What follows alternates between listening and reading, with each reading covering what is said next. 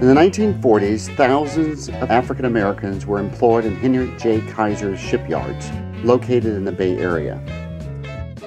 The government awarded Kaiser contracts to build 3 of 17 Liberty ships named after prominent African Americans: the SS George Washington Carver, the SS John Hope, and the SS Robert Abbott.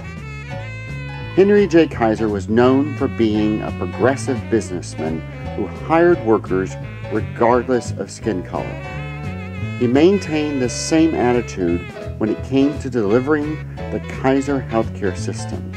He declared that there is no segregation at our facilities. Today, Kaiser is recognized for its diverse culture.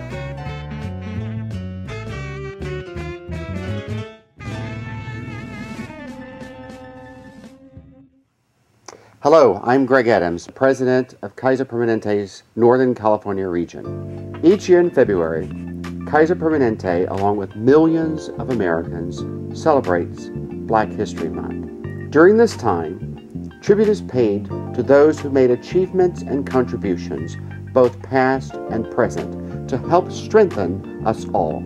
Kaiser has a very rich Black history, beginning with James Toth Shaw. James was Kaiser Permanente's first Black employee, and continuing with Wendell Lipscomb. Wendell was our first African-American physician who started his internship in 1951. Wendell Lipscomb was the first African-American physician who interned at Kaiser Permanente in 1951. Wendell Lipscomb earned his pilot's license at the age of 16. In World War II, he was a civilian instructor in the Tuskegee Airmen. He spoke 4 languages. He was a talented musician, philanthropist, owned an art gallery, and he was a very successful psychiatrist. In 1959, he founded the Alcohol Research Group. He was a remarkable man who truly made a difference.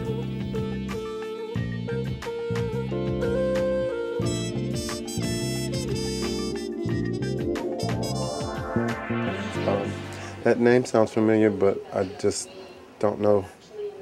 Sounds familiar. Ellamae. No, she doesn't look familiar. Oh. It's the name sounds familiar, but I'm not sure. I don't know her either. But if you give me about 10 minutes, I can Google it right. I don't specifically. Dr. Ellamae Simmons is? I did not know before today. How embarrassing. She was the first African-American doctor, a female doctor that worked for Kaiser Permanente. Yes. Okay. That's wonderful. That's really good. That's really good. That's right. She is. Amen. Yeah. Yeah. I remember reading that on my email. Wow. That's 93 years old. 93? She looks good for her age. Yes, she does. I heard amazing. You've heard? I've heard, but I haven't seen a picture. Yeah.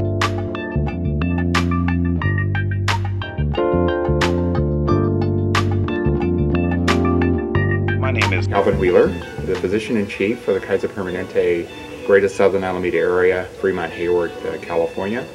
And it is a distinct pleasure of mine to speak with and have dialogue this morning with a dear friend, Dr. Ellamae Simmons. And Dr. Simmons brings rich history to the Permanente Medical Group and to Kaiser Permanente. So Dr. Ellamae Simmons was the youngest of 4 children who was born in Mount Vernon, Ohio.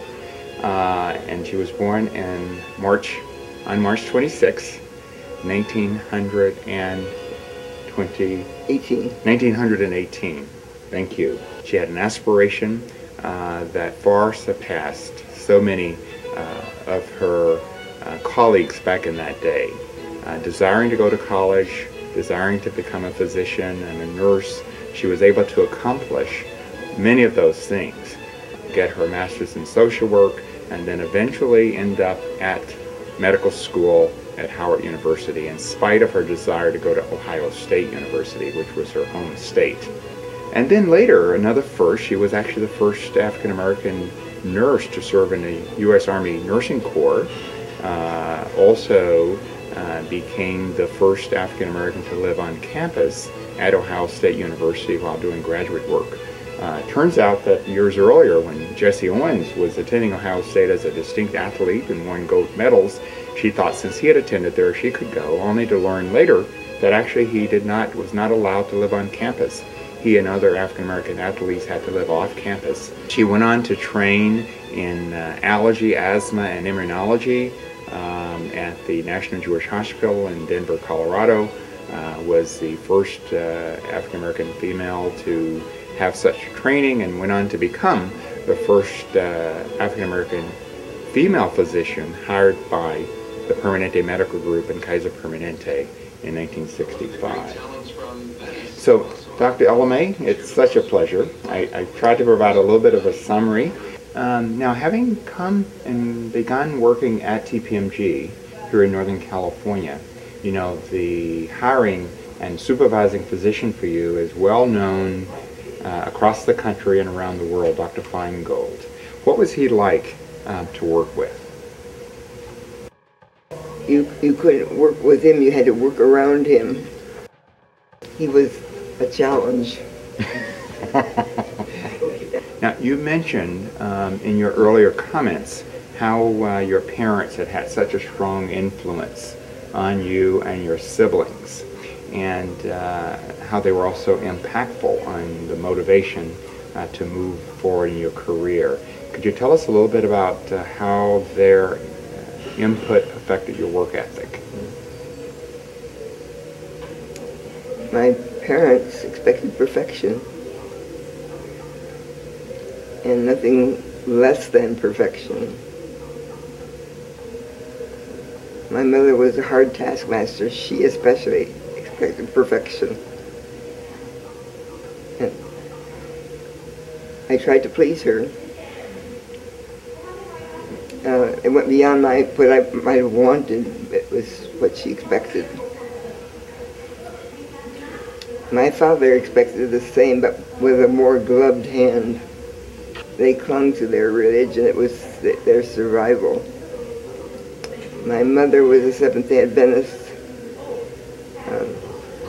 I might say rigidly so, and my father was Methodist, AME. He was a deacon. He was very active in his church. He loved his church. He loved his family, and he loved his church. Given that you've been at Kaiser, in fact you've spent a career, just the latter part of your career, 25 plus years, how do you say things changed at Kaiser over the course of your career? I know that you also were able to meet and do some work with Dr. Granville Coggs, who joined TPMG after you had joined as well. Well, it's obvious there were no black physicians. There was one black physician in the radiology department when I went there. It was Granville Coggs in the Department of Radiology. Now, you know, the whole specialty of allergy and asthma sort of started early in the 20th century, actually. And by the mid-year, or just around the time you were starting to go to medical school, it sort of came to fruition. Tell us a bit about your specialty of allergy, asthma, and immunology. It started in Denver at National Jewish. I really became interested in asthmatics as emotional component. Many doctors referred their patients who had been treatment failures. Mm-hmm. And I'm sure you've seen many changes and advances over the years. What would you say has been some of the most significant changes that you've seen in this field of practice? How much increasingly the sensitivity that is developed to new products is an improvement in diagnostic techniques.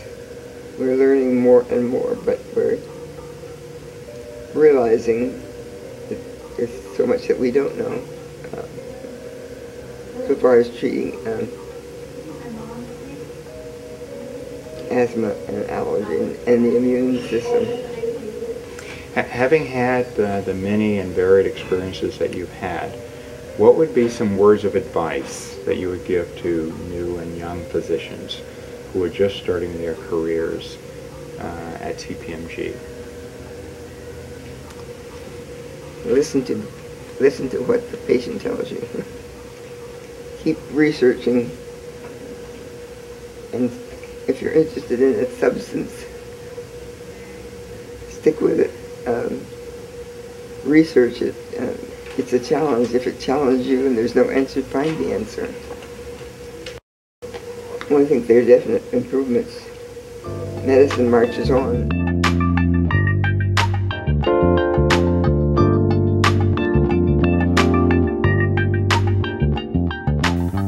Hi, I'm LaShondra Robinson. I'm the pediatric manager in Hayward, the GSAA. I've been here 16 years. The patients drive far to get here. The patients that I encounter, I'm always in the waiting room, always walking around. I'm always trying to engage every single member. And so from the feedback that I receive, it appears that the patients are very satisfied with us. We definitely believe in quality and service.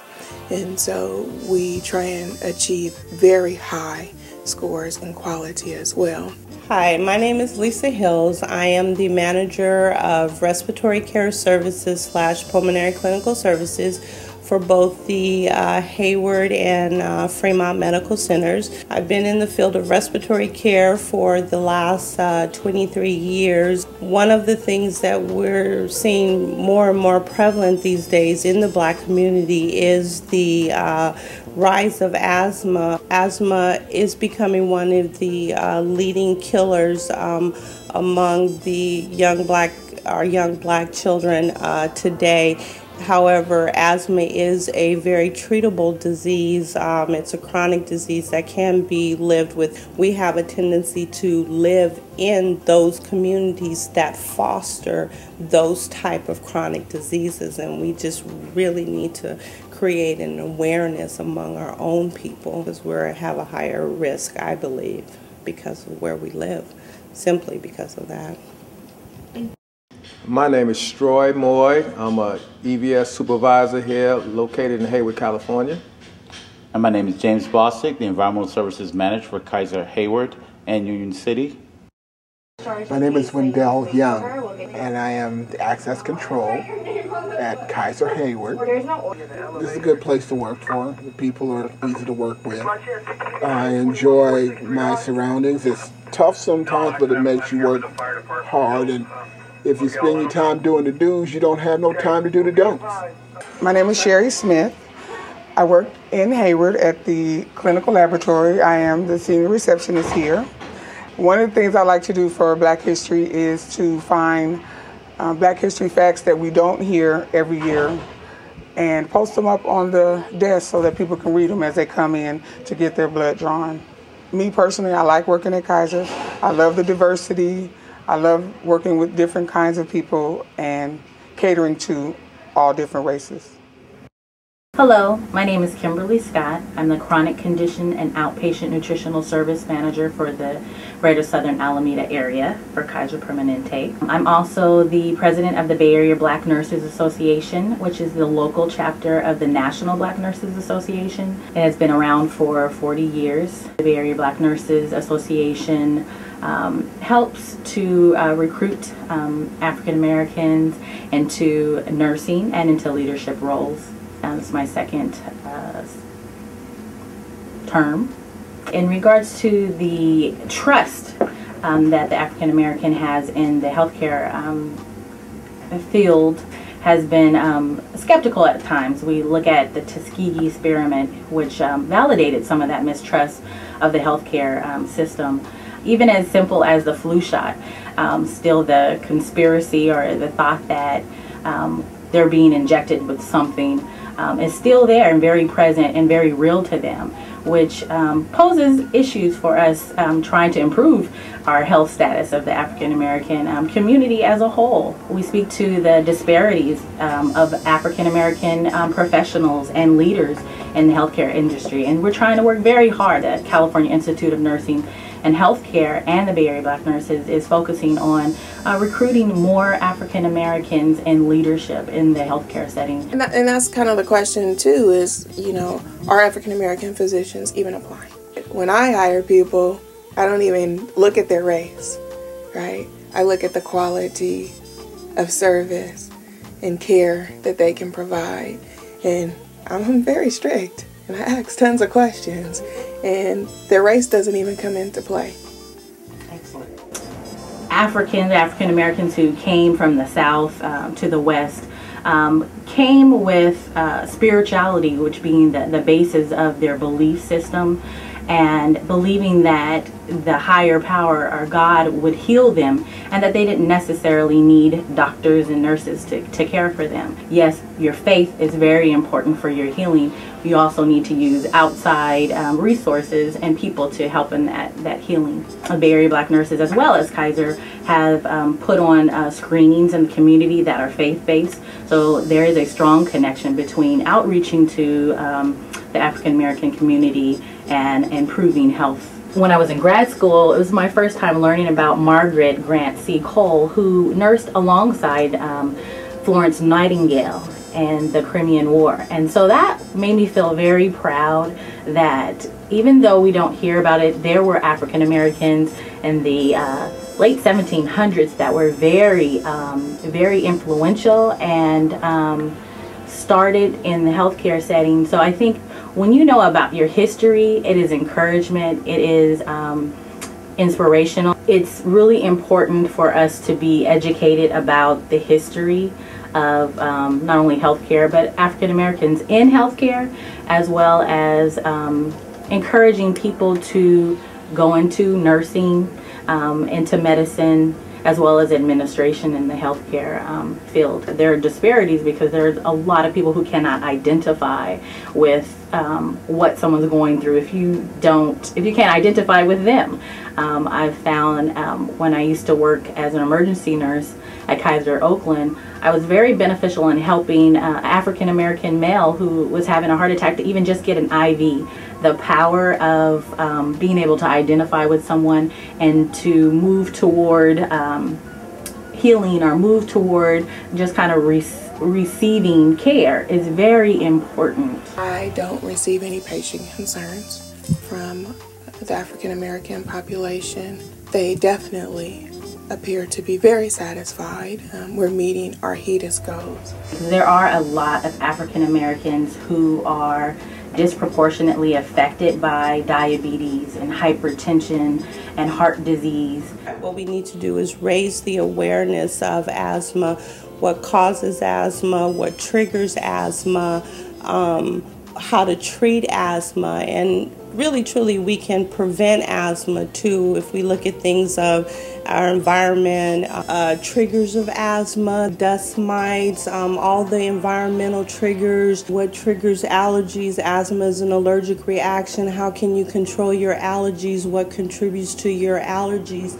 And just understanding how Kaiser as a model of care is really approaching taking care of chronic conditions, and just seeing the information that is out and understanding that, you know, going to churches, going to community screenings, looking at the diet, the African American diet, not losing sight of their cultural and historical foundation, community that is affected more so than their counterparts, 3 and 4 times disproportionately affected by these chronic conditions. Like a lot of our communities are located near industrial areas and things like that.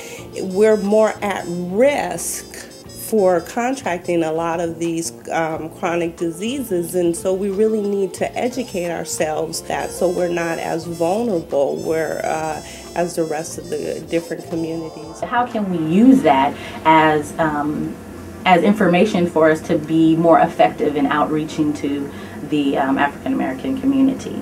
I would like to first say that I am extremely proud to work for Kaiser Permanente. This organization focuses on diversity. I feel very comfortable specifically in the GSAA, where I can see leaders and peers that look like me. I want to be an encouragement to little girls and little boys that you can be a nurse, you can be a doctor, that the color of your skin does not